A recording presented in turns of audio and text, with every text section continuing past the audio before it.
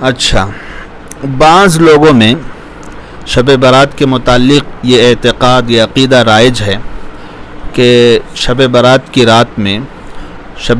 میں مردوں کی روحیں اپنے اپنے لوگوں سے ملنے گھروں کو آتی ہیں.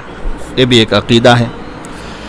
صاف بات یہ ہے کہ یہ اعتقاد بھی بے اصل ہے، بے بنیاد ہے. کسی حدیث یا آیت یا کسی شرعی دلیل سے شب برات میں روحوں کے آنے کا ثبوت نہیں ملتا.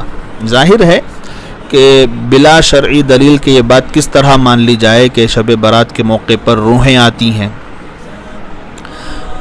پھر اس بے اصل بات کو لے کر بعض لوگ اپنے گھروں میں عجیب طرح کی خرافات کے مرتکب ہوتے ہیں.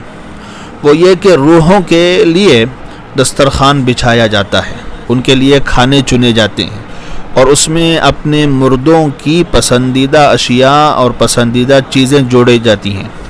حتیٰ کہ اگر کسی کو سگریٹ بیڑی کا شوق تھا تو دسترخوان پر سگریٹ اور بیڑی بھی رکھ دی جاتی ہے.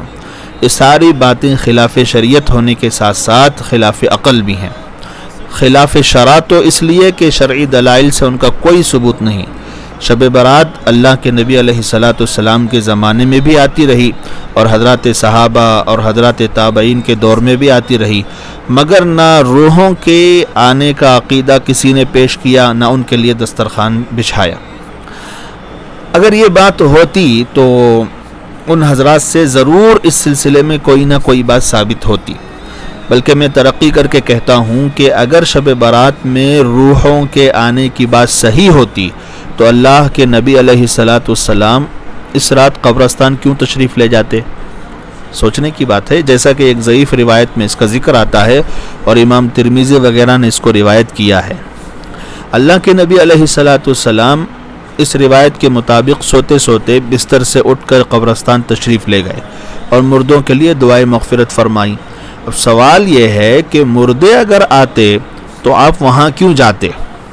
پھر اللہ کے نبی علیہ السلام نے اس رات نہ حضرت عائشہ کو جگایا، نہ بیدار کیا، نہ کسی صحابی کو جگایا، نہ بتایا کہ اٹھو آج روحیں آتی ہیں، ان کے لیے دسترخوان جوڑو اور ان کے لیے پکاؤ کھلاؤ.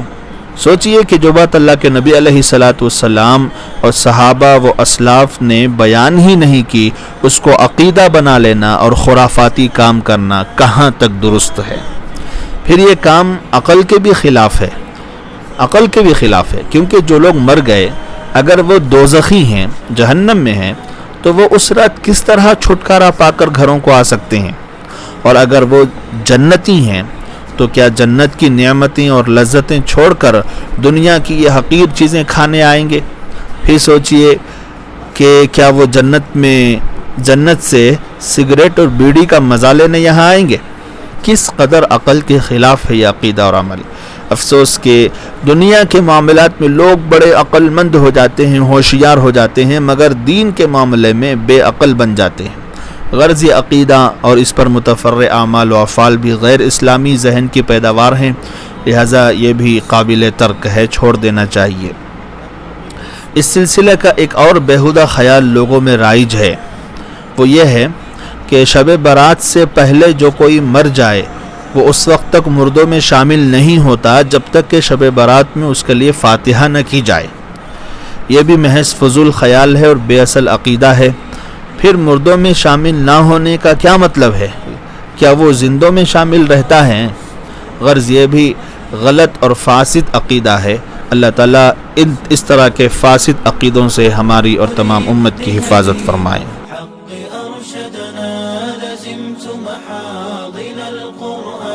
فذكر الله يسعدنا عرفنا إخوة الإيمان وللأخيار صحبتنا.